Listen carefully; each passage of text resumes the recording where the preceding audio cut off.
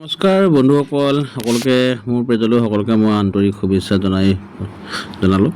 আৰু যিহেতু মই আজি বাবা থান আহিছিলোঁ, মা আৰু মই যিহেতু ফুৰিবৰ কাৰণে বাবা থান আহিলোঁ। তাতে নুমলীগড় বাবা থান যিহেতু সকলোৱে জানে, সকলোৱে পৰিচিত, দেখাবলৈ অকণমান চেষ্টা কৰিছোঁ আপোনালোকৰ তাৰ কিছুমান প্ৰতিচ্ছবি। আচলতে আমাৰ মুখৰ আগতে যি সাগৰো আছে শিৱ বাবাৰ মই অকণমান দেখাইছোঁ। যিসকলে আচলতে আহিছে বাবা থান তেওঁলোকে গম পায় ইমান সুন্দৰ এটা পৰিৱেশ, আচলতে সেউজীয়া এটা পৰিৱেশ, মানে গছৰে সেউজীয়া গছ গছনি আচলতে ভৰা।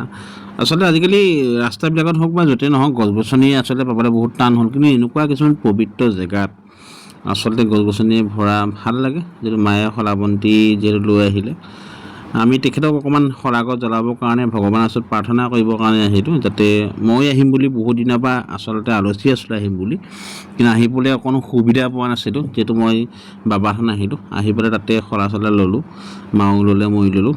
একেলগে তেখেতক অকণমান আমি প্ৰাৰ্থনা জনাওঁ যাতে আমি অনাগত দিনত যাতে তেখেতে আমাক ভালে কুশলে ৰাখক। কিন্তু বাবা থানত এটা পৰিৱেশ ভাল লাগিলে, বান্দৰে বহুত বিখ্যাত। বান্দৰ আচলতে কোনো উৎপাত নকৰে বা তেওঁলোক কোনো দস্যু নহয়, তেওঁলোক প্ৰভুৰ ভগৱান ভক্ত হয়।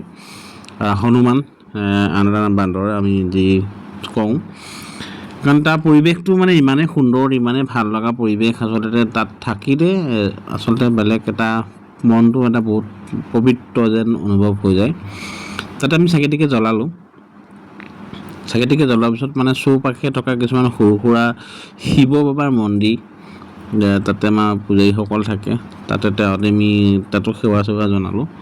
সেই শিৱ বাবা যিসকল মন্দিৰ তাতে অকণমান মই আপোনালোকক দেখালোঁ, আৰু তাৰ পৰিৱেশটো অকণমান আপোনালোকৰ আগত দেখাইছোঁ। এটা সুন্দৰ পৰিৱেশ, আচলতে পূজাৰীয়ে সুন্দৰভাৱে তাত পূজা কৰি আছে, আমি তাতে অকণমান সেৱা চেৱা কৰিলোঁ। আৰু যিসকলে বাবা থান আহিছে তেওঁলোকে নিশ্চয় এটা সুন্দৰভাৱে কমেণ্ট কৰিব।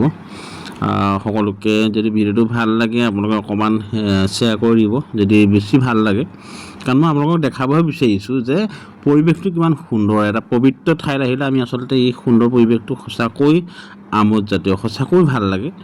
আৰু মই অকণমান দেখালোঁ, ভাল লাগিলে নিশ্চয় সুন্দৰ এটা কমেণ্ট লিখিব বুলি আশা কৰোঁ। Thank U.